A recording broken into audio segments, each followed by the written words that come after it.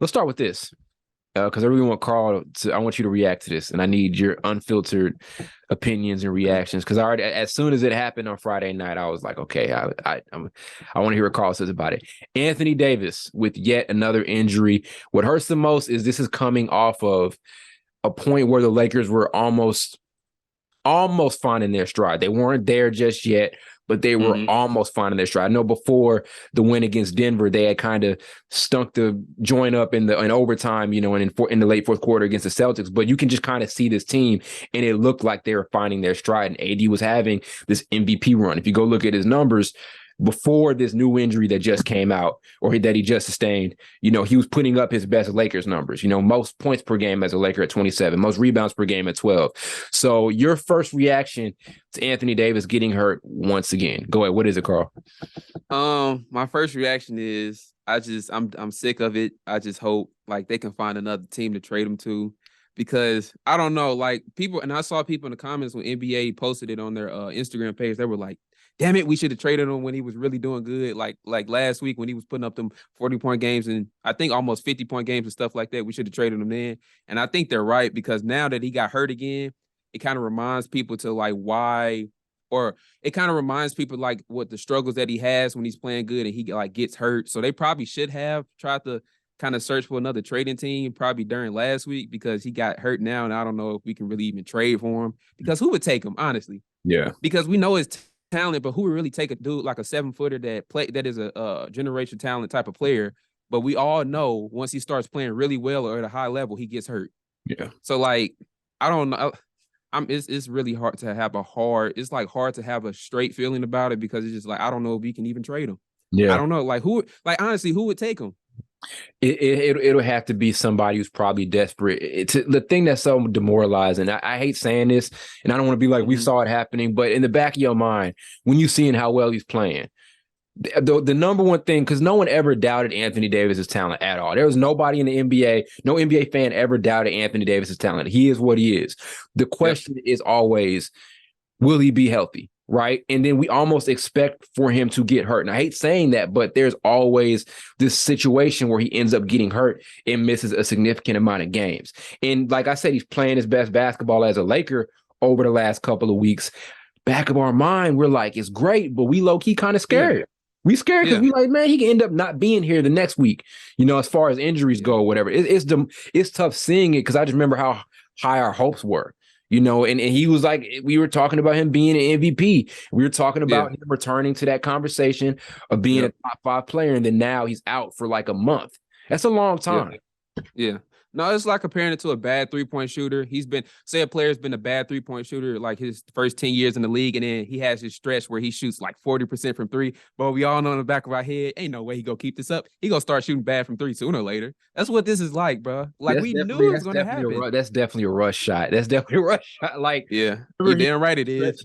Remember he had that stretch, he was like shooting like 40-some% from 3, and you was like, he ain't gonna keep this up. And we all knew no. Yeah.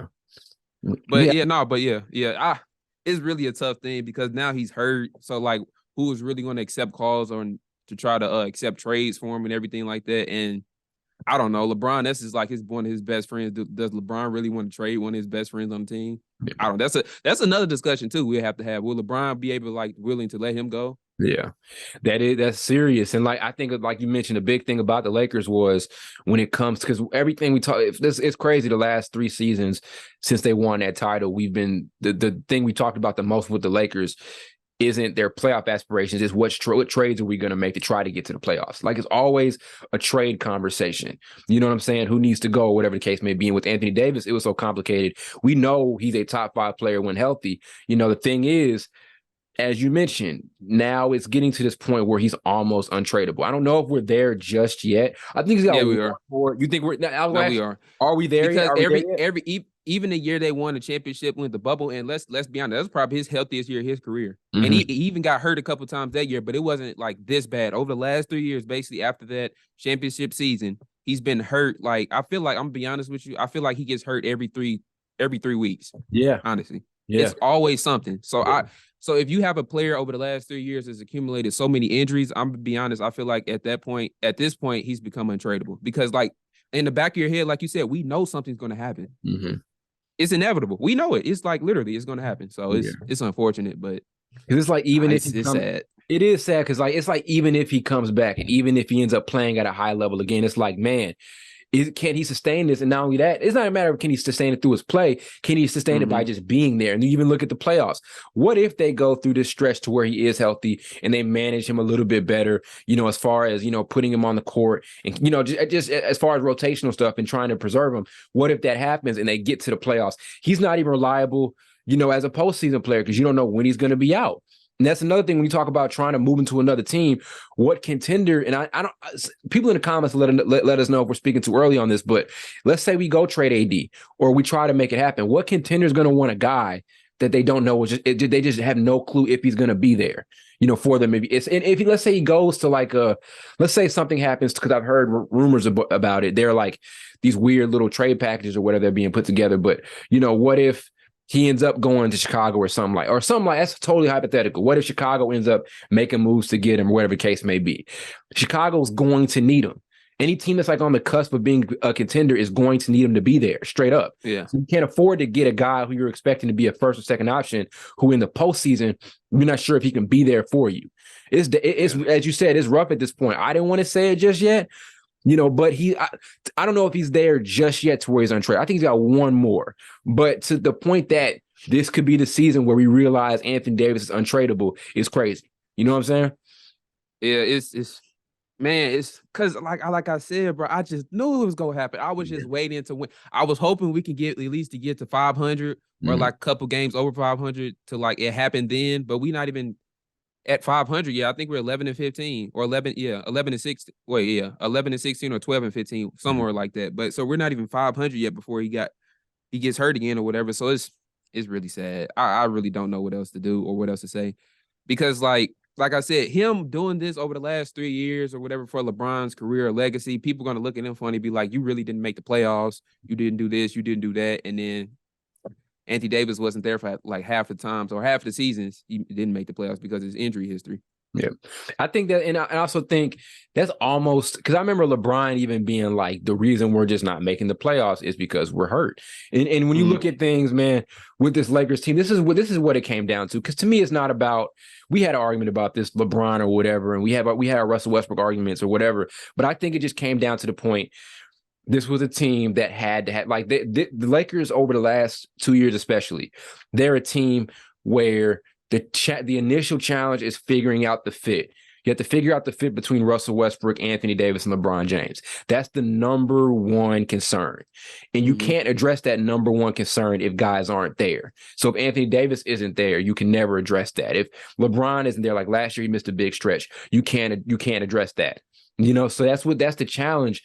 This team just isn't going to be able to do anything like as far as a team we talked about Anthony Davis as an individual, but as far as the Lakers as a whole, they're never going to figure out anything consistent. They're never going to be able to find this drive. They're never going to figure out what it is that works for them because he's not here. It's hard to build a team and build up chemistry and build up, and figure out what it is that works or makes them click. It's hard to do that if guys just aren't there. It's the same thing with the Clippers.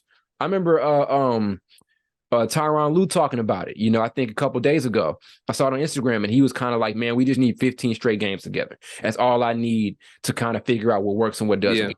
You know what I'm saying? And it can't get those guys together, especially a team like the Lakers that have fit issues, then there's just going to be nothing out of this. So while we can talk about the roster or whatever, I feel like they could have figured it out if guys were healthy. Do you feel that way? Like, let's say last year, if LeBron and AD were healthy, do you feel like they could have figured it out? Because even look at that first season when they got AD in 2020, there was better chemistry and there were better role players. Yeah. No, but it wasn't an astounding roster around LeBron and AD, and they still made it work. Do you think if they didn't get hurt last year, they could make it work? I don't know because the people they built around AD and LeBron wasn't great. Yeah, and we saw that. So I don't know if they could have figured it out. Even if they were healthy, they might have. Obviously, they probably would have made the playoffs, but I don't know if they would have figured out to the level of them making the finals or something like that because their role players struggling showed. Yeah, like it showed that the players they picked in the offseason did not mesh well with LeBron and AD, including Russ. So he's not a role player. He was a star at that point, but even Russ, that didn't fit. We thought it did, but it didn't. It just didn't work out. Yeah. And now we're never going to be, I just don't see it. Like I said, I just don't see them fit. This is a team that during their like hottest point in the season, Mm-hmm. they're still not, they still haven't figured it out. Like this last stretch since AD came back and started going crazy is their best stretch. And even during that stretch, it wasn't like a major winning streak or anything like that we're talking about. It's just they've won one here, they've lost one here, but it looks like they're working towards finding something. They're a hell of a lot better than what they were at the beginning of the year. You know what I'm saying? But like I said, it wasn't like they found something that they know is going to work for them going into the playoffs. That's the point they're at now. So now imagine all that goes out the drain. That half progress that you got, all that goes out the drain. Now that AD is going to be out another month. And in the NBA, an entire month is a lot. That's a long time. And they're going to struggle. I just don't, you can't replace that, you know? Yeah, no, it's definitely a long time when you're like about to go into like the All-Star break. Yeah, dude. Like they're not far away from the All-Star break. We're a month and a half probably away from that. The week of February 10th through the 17th or something like that. So it's definitely going to be. And this is another thing. Even when AD's on the court, they get a lead. They blow leads like it ain't shit. I've never seen that, bro. Like the game I watched with the Celtics, they came back from a 24-point deficit or a 20-point deficit, I think. They had a 13-point lead with like 3 minutes left. They blew it. I was like, what the hell? Yep. Like their closing is some of the worst I've seen maybe in NBA history. I'm dead ass serious. And that's another, you mentioned it. Them closing out games has been such terrible over the last couple of years. How do you figure that out if your second best guy ain't gonna be there? Because that's a thing you have to work on throughout the season is closing out games, working through situations or whatever the case may be. How do you figure that out if you can't rely on your second or first, whatever we want to call it? You can't rely on him to be there. You know what I'm saying? Big issue. Yeah, I don't know. And I feel like it's with LeBron, his I'll say this, his closing shot is so predictable. Yeah. I know what he's going to do. He's going to shoot a step back three every time. Like, I don't know if you noticed that, but it's like, dude, do something else different because they know what you're going to do. But it's like AD's not there a lot of the times, or they get out to this big 14 or 15-point lead. They start turning the ball over, or Russ start turning the ball over. Then they can't get the momentum back. Like, it keeps happening too. Like, I can at least name probably over the last 2 weeks, it's probably 5 or 6 games they blew. It's Indiana, 76ers, against 76ers, then the Celtics. So that's at least 4. Yeah. It's probably another one in there somewhere. But that's like, you're not supposed to be blowing games like that if you're a serious contending team, which I don't think they are, because they rely too much on one dude, Anthony Davis. Yeah.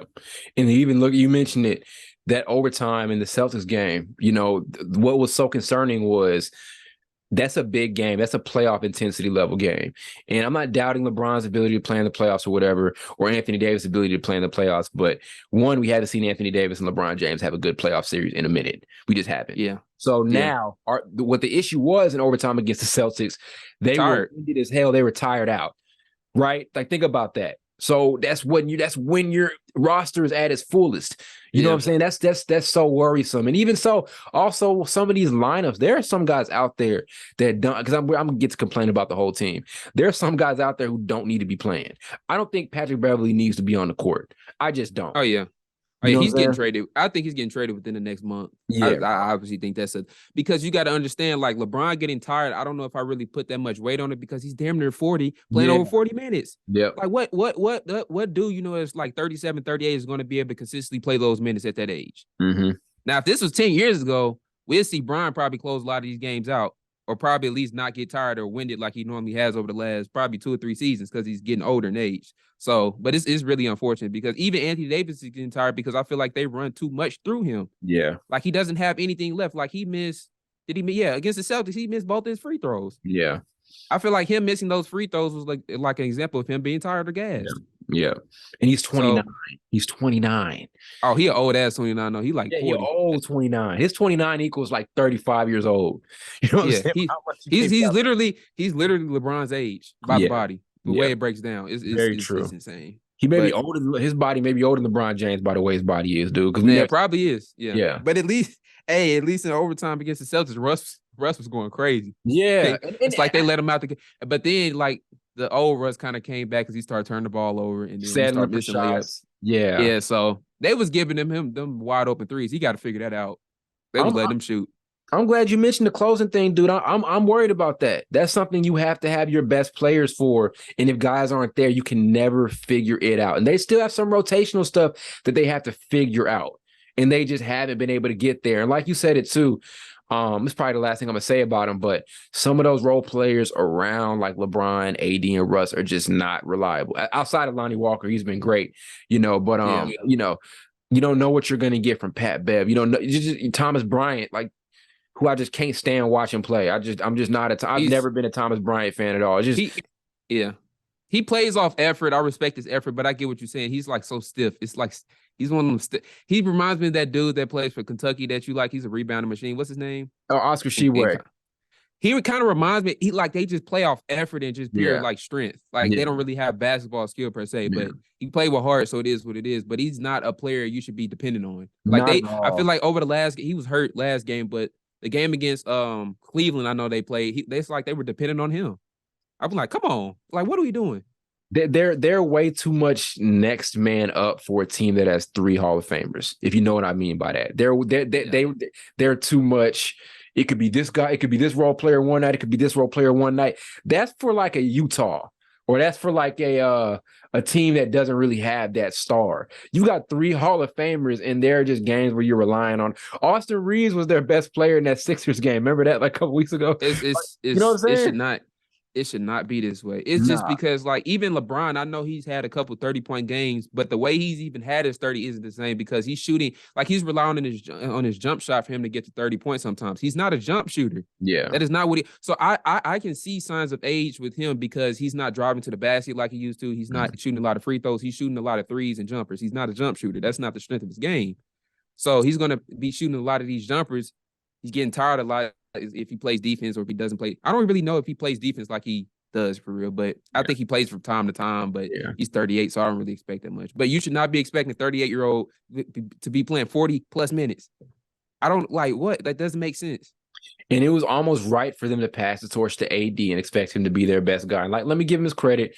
While he was there, he was, and he did play, and he did fill that role. So now at least we know when asked to be and when healthy, he can be a number 1 option. We know that now. But like I said, he's just not there, and he's not reliable enough to even play because of the health and all of that. And like I said, we just always know at some point there's going to be a point every 5 games where he's sitting on the ground, he's holding his ankle or something like that. My knee. Yeah, it's like this is a foot injury, but like it's always it could be a finger, it could be his damn pinky toe, his back, his hip. Chest, something. Eyelid. When there a game where he had a cold, he couldn't even play the rest of the game. What was that? He had flu. He had like flu symptoms. I'm like, this actually gives me this like thought of, do I ever really want to draft a 7-footer and really believe in them? Honestly, because all the 7-footers that you can really think of, like even Joel Embiid, he's having a problem with like health. Like he's starting to get hurt a lot. We have Joel Embiid. Only one that, to be honest with you, the ones that stay healthy are the ones that are not that athletic. Like Joker, he doesn't really have a lot of injuries. And I can't see Joker ever really having major injuries.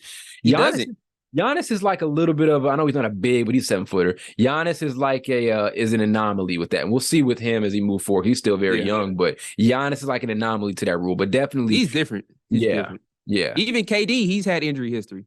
Yep. Yeah, true. So it's like, bro, if you see an athletic 7-footer in college or even high school, depending on how they change the rule over a couple of years or whatever, it's like, do you really want to draft him? Because the history has shown if you're athletic and you're 7 foot, your lifespan of being healthy in the league is not that high. It's not, dude. It's not. And the AD thing this is probably the worst case of this dude keeps getting. It's like the worst. I think it's the worst because it's like, because it's really, honestly, we joke a lot about the Lakers. It just comes down to health.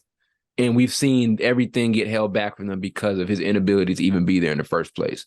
I'm not gonna lie, there was when that year where it was Schroeder and those guys, like I just really feel like that was a great roster and that could have worked if they just had more time together. You know what I'm saying? I really think it could have. So a lot's being held back from the Lakers because of injuries. We could talk about the GM moves. We criticize that a lot. Over the last couple of anytime we talk about the Lakers, we always criticize their GM. But a lot of it also too is the injury thing, and that can even come down to the GM stuff because you're like, well, okay, they could have done a better job to try to get reliable options outside of AD and LeBron. Russell Westbrook could have been DeMar DeRozan, and we're talking now. You know what I'm saying? That could have happened then. So now AD's injury is less of an issue because DeRozan is a guaranteed 24 plus efficiently. So yeah. The thing is with that though, they still have some issues they have to fix because their bench and their role players are like not where they need to be. Man, Like their role players on their team is like dudes that won't even probably make some contending like teams. Like they wouldn't make the team. Like I'm dead ass serious. very true. Like you got dude like Gabriel from Kentucky. What's his first name? Yeah. Wendy and Gabriel, he would not make a team. Austin Reeves, it's like a 50-50 shot. I really don't know. Austin Reeves is good, but I like him. Yeah, but he's just feel like he doesn't look like a championship role player. You feel what I'm saying? He don't like feel no like offense. that. Yeah.